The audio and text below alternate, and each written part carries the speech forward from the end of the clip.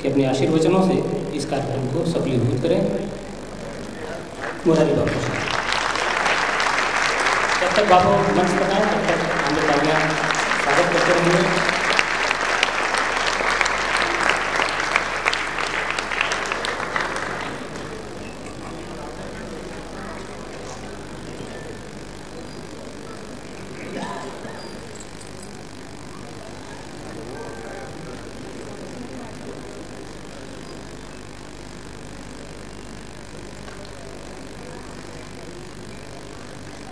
श्री रामचंद्र शरणम प्रपद्ये, श्री रामचंद्र शरणम।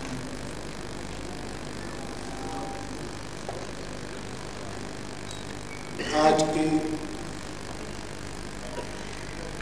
इस रूहानी संगम सात्विक कार्यक्रम में जिसके कारण हम यहाँ है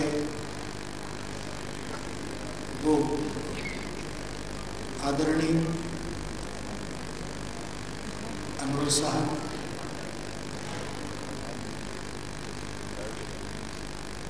और मैं किन किन का नाम लूँ,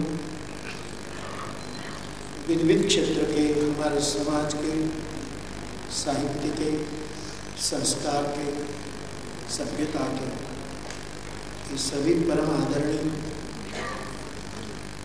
बुजुर्गगण, जिस संस्था ने कार्यक्रम की रचना की, इस संस्था के सभी पदाधिकारी और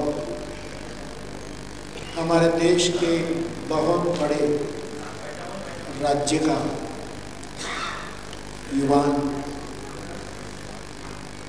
मुख्यमंत्री श्री आदरणीय अखिलेश जी, मुझे खुशी हुई एक ऐसे युवान राजनेता को देखकर जिसकी उंगली में एक भी अंगूठी नहीं। प्लीज, मैं सही हूँ अखिलेश जी, वरना मैंने राजनेता की अंगूठियों में, उंगलियों में इतनी अंगूठियाँ देखी कि उंगलियां कम पड़ती है और दोनों हाथों में इतनी छड़ी, काले पीले धागे बांधे हैं कि मुझे डर लगता है कि उनका रक्तचाप कहीं बंद न हो जाए। और मैंने वो भी नहीं देखा, कुछ धागे बागे नहीं देखे और घड़ी तक नहीं देखी। मुझे खुशी हुई इस युवा, और हमारे उपनिषदों में कहा है युवा स्यात् साधु युवाध्यापक। देश का विद्यार्थी युवान होना चाहिए, देश का आचार्य युवान होना चाहिए, देश का शायर युवान होना चाहिए। उम्र के कारण आज नीरज साहब बैठे हैं, हमारे आदरणीय कलवे साहब बैठे हैं, कई बुजुर्ग बैठे हैं। ये उम्र देह को लागू होती है, संस्कार और साहित्यिक व्यक्ति को बूढ़ा होने का इस देश में अधिकार नहीं है। हम उसको बूढ़े नहीं होने देंगे, क्योंकि उसका शब्द, उसका सूर और उसके स्वर की हमें बहुत जरूरत है। कभी आपको मैं क्या कहूँ, नानी के आगे ननिहाल की बातें हो जाएगी, लेकिन फिर भी आप जानते हैं, मैं कहना चाहूँगा कि एक बार सायंकाल की नमाज बंदगी पूरी होने के बाद इस देश में एक बहुत बड़ी रूहानी शख्सियत निजामुद्दीन मौलवी बैठे थे और उसका बहुत निजी शागिर्द शिष्य आश्रित अमीर खुशरो बैठे थे। करीब करीब रोज का जो कोई बंदगी का या जो कुछ कार्य उसका था वो पूरा हो चुका था, और अवसर मिलते अपने सदगुरु को, अपने बुद्ध पुरुष को, अपने पीर को प्रणाम करते हुए अमीर ने एक प्रश्न पूछा कि दाता, मेरे मालिक, कोई ऐसी बंदगी है कि जो सभी मजहबों से मुक्त हो? सबसे संग में रहते हुए सबसे परे हो, ऐसा कुछ आप मुझे कहेंगे?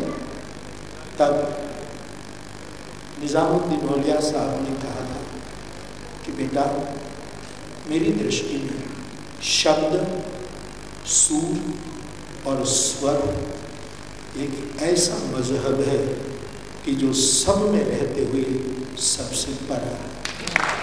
मुझे लगता है आज की संध्या शब्द, सूर और स्वर का त्रिवेणी संगम है। अनवर साहब, आपने बहुत बड़ा काम किया। मैं प्रशंसा कोई भी नहीं करना चाहता, आपने जरूर की है। मुझे मानपत्र देकर अच्छा हुआ कि यहाँ से जो बोला जाता था वो मैं ठीक से सुन नहीं पाता था। ये अच्छा पूरा पकड़ में मैं पहले से शिकायत कर रहा कि मुझे समझ में नहीं आ रहा है कि वक्ता क्या बोल रहे हैं। कुछ माइक सिस्टम ठीक कीजिए, लेकिन अब ठीक है। तो अच्छा हुआ कि मैंने सुना। मैं चुटकिला सुनाता हूँ बीच में, मुझे कितनी में भी बोलनी नहीं। मैंने आदरणीय मुख्यमंत्री जी को कहा कि आपको कोई बात देता हूँ तो निसंकोच आप जा सकते, आपकी व्यस्तता को मैं आदर देता हूँ, आप जरा भी मजबूरी न रखें। लेकिन मैं ज़्यादा बोलूँगा भी नहीं, क्योंकि मैं ऐसे कार्यक्रम में मुझे कहा जाता है कि आप बैठकर बोलो, इस समाज का आदर है। लेकिन ऐसे कार्यक्रम में मैं हमेशा खड़े खड़े ही बोलना पसंद करता हूँ, क्योंकि मुझे भी पता रहे कि मैं कथा कहने नहीं बैठा। बैठता हूँ तो 4-4 घंटे एक साथ बोलता हूँ कि मुझे भान रहे कि मुझे यहाँ कथा नहीं कहनी है, प्रासंगिक उद्बोधन करना है। इसलिए आप चिंता मत करिएगा।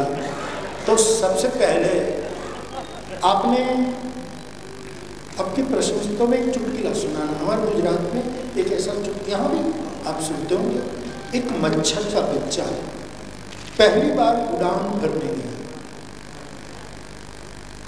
उसकी माँ को मिलकर वो बच्चा मच्छर का उड़ान भरने गया। आध घंटे के बाद उड़ान भर के लौटा, पहली उड़ान थी। और माँ ने पूछा, बेटा उड़ान कैसी है? तो मच्छर के बच्चे ने कहा, माँ मैं जहाँ गया लोगों ने बहुत तालियां बजाई, जहाँ गया लोगों ने बहुत तालियां बजाई। तो उसकी माँ ने कहा, बेटा मैंने तेरे से बहुत दीपावली ज़्यादा देखी है, इन तालियों से बचना। ये तेरी प्रशंसा के नहीं थे, तुझे मार देने की तालियां।